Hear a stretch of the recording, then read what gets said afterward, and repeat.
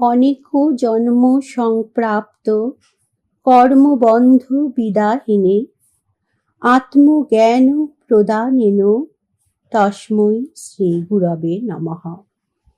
শ্রীমৎ স্বামী সেবানন্দ সরস্বতী মহারাজজির চরণে জানাই শত কোটি প্রণাম। গুরু সেবানন্দ মহারাজজির লেখা থেকে পাঠ। টুকিটাকি কতিপয় উপদেশ। প্রতিটি মানুষের উচিত সুবুদ্ধির পরামর্শ লইয়া নিজ পুরুষকার প্রয়োগ করিয়া আত্মার ঊর্ধ্বগতির জন্য সচেষ্ট হওয়া। শাস্ত্র অধ্যয়নে জ্ঞান বাড়ে। প্রকৃত জ্ঞান অন্তরে ভক্তি জাগায়, আর ভক্তিতেই মুক্তি পাওয়া যায়। মুক্তি মানে স্বাধীনতার সুখ। স যুক্ত অধীন সমান স্বাধীন। স মানে নিজ, মানে আত্মা। আমি দেহ নই, আমি আত্মা, যাহার কোনো কালে ক্ষয় নাই। বিষয় বাসনা দূর না হইলে আত্মবোধ জাগরিত হয় না। নিত্য এবং অনিত্য সম্বন্ধে যাহার জ্ঞান নাই, তাহার মুক্তি কোনো কালেই নাই। যে নিজেকে জানে, সে জগতের সমস্ত কিছুই জানিতে পারে। তাহার অজানা কিছুই থাকে না। সিঁড়ি ভেঙে উপরে উঠিতে যত কষ্ট, তত কষ্ট কিন্তু নামার সময় হয় না। তাই নরকে নামার জন্য কাহারও দরকার হয় না। কেবল স্বর্গে উঠিতে অপরের সাহায্য দরকার। বেশি পাণ্ডিত্যের দিকে যেও না, তাহাতে অহংকার বাড়ে। কেবল অন্তরে ভক্তি জাগাইবার চেষ্টা করো। অতীত মানেই মৃত, তাহা ভাবিয়া কষ্ট পাওয়ার কোনো মানেই হয় না। বর্তমানে যাহারা আত্ম উন্নতিতে সচেষ্ট, কেবল তাহারাই ভবিষ্যতে সুখী হইবার অধিকারী। সৎসঙ্গ আর গুরুসঙ্গ কদাপি ত্যাগ করো না। মৃত্যু যখন অবধারিত, তখন তাহার জন্য প্রস্তুত থাকাই বাঞ্ছনীয়। কেবল সৎ প্রবৃত্তির দ্বারাই সৎ গতি লাভ করা যায়। যে নিজেকে জানে না, সে কিছুই জানে না। মনকে কদাচ বিশ্বাস করো না, কারণ সে যে কোনো সময় যে কোনো অঘটন ঘটাইতে পারে। একমাত্র বিবেকের চাবুক দ্বারাই মনকে বশীভূত করা যায়। ইন্দ্রিয়রা প্রকৃতপক্ষে নির্বিকার। মন তাহাদের যেভাবে কাজে লাগায়, তাহারা সেইভাবেই ক্রিয়া করে।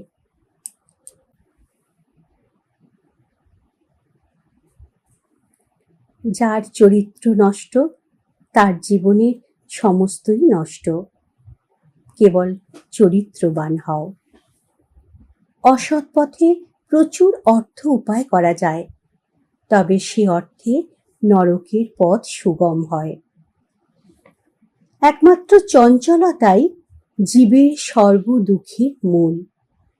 তাই ধীর হও, ধৈর্যশীল হও, শান্তি পাইবে। ক্ষমা মানুষের মস্ত বড় গুণ। সহ্য শক্তি যাহার নাই, সে কাহাকেও ক্ষমা করিতে পারিবে না। ক্ষমাই মহত্বের পরিচয়। যে সয় সে রয়, যে নাশ হয় তার নাশ হয়। শরীরে ক্রোধ অবশ্যই থাকিবে, তবে তাহার প্রকাশ ঘটিতে দিও না, তোমার মঙ্গল হইবে। লোভে পড়িয়া অখাদ্য কুখাদ্য খাইয়া নিজের শরীরকে যাহারা নিজে নষ্ট করে, তাহারাই মূর্খ। ভোগে দোষ নাই, কিন্তু আসক্ত হইয়া পড়ো না। অর্থ পাইলে মানুষ পুত্র শোক ভুলিয়া যায়। ধর্ম, অর্থ, কাম ও মোক্ষ হইল চতুর্বর্গফল। কিন্তু দুঃখের বিষয়, মানুষ অর্থ ও কামের ফাঁদে পড়িয়া ধর্ম ও মোক্ষের কথা ভুলিয়া যায়। নিজের প্রতি যার আস্থা নাই, সে ভগবানকে বিশ্বাস করিবে কি করিয়া? শরীরকে সর্বতোভাবে সুস্থ রাখো, নচেৎ সাধনা করিতে পারিবে না। পিতামাতার যাহারা সেবা করেন, তাহাদের অন্য কোনো দেবতার পূজা করার দরকার হয় না। মনকে ঈশ্বরের চরণে রাখিয়া যাহারা সংসারের যাবতীয় কর্ম করেন, তাহারা অতি ভাগ্যবান। ভগবান তোমার মন চায়, ধন নহে। সেটুকুও দিতে পারি নাই, কি মূর্খ আমরা। প্রতিনিয়ত ভগবানের স্পর্শ পাই, বাতাস দ্বারা, সূর্য কিরণ দ্বারা, আর ক্ষণে ক্ষণে স্পর্শ পাই খাদ্য ও পানীয় জল দ্বারা। মন থেকে যখন আমি আর আমার চলিয়া যাইবে, ঠিক তখনই তুমি মুক্ত হইয়া যাইবে। তুমি তোমার ভাগ্য বিধাতা, মুক্তিদাতা। এ ব্যাপারে অপর কেহ তোমাকে সাহায্য করিবে না।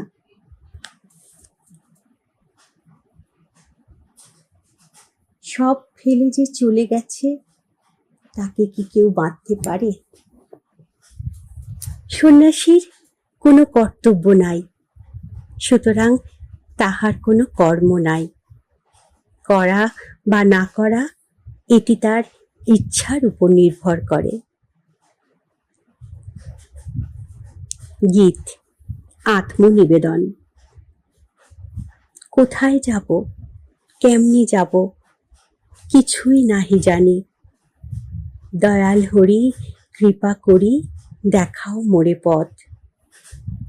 এ দেহ আর চলে নাহে, ভেঙে পড়ে রথ। দয়াল হরি কৃপা করি দেখাও মোরে পথ। ভজন সাধন জানি নাহে, কেমন করে ভজব তবে? কেমন করে ডাকলে তোমায় পড়বে মনোরথ। দয়াল হরি কৃপা করি দেখাও মোরে পথ। করুণাময় দয়াল হরি, তুমি হলে ভব কাণ্ডারি। ভব সাগর পার করি পুরাও মনোরথ। দয়াল হরি কৃপা করি দেখাও মোরে পথ।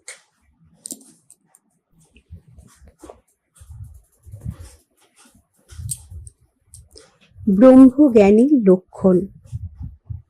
সকল জীবের মধ্যে ঈশ্বর দর্শন, সুখ ও দুঃখে সমজ্ঞান, অল্পে সন্তুষ্ট, আপন পর ভেদ শূন্য, সর্বপ্রকার ভোগে অনাসক্তি, কর্তব্য ও অকর্তব্যে উদাসীন, সঞ্চয় বৃত্তি শূন্য, নিন্দা ও প্রশংসায় নির্বিকার, ক্ষমাশীল, সর্বদা আত্মজ্ঞানে ভরপুর, নিত্য ও অনিত্য বস্তু সম্বন্ধে সম্যক ধারণা, সম্পূর্ণ স্বাবলম্বী, মান অপমান বোধ শূন্য, সর্বোপরি নিরহংকারী, সর্বপ্রকার ভয় শূন্য, মন নিরোধক।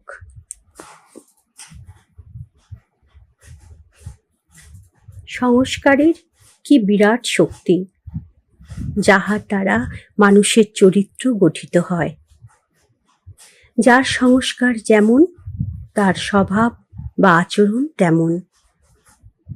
এই সংস্কার আসে পূর্বজন্মের কর্মফল হইতে বা পিতা মাতার রক্ত হইতে।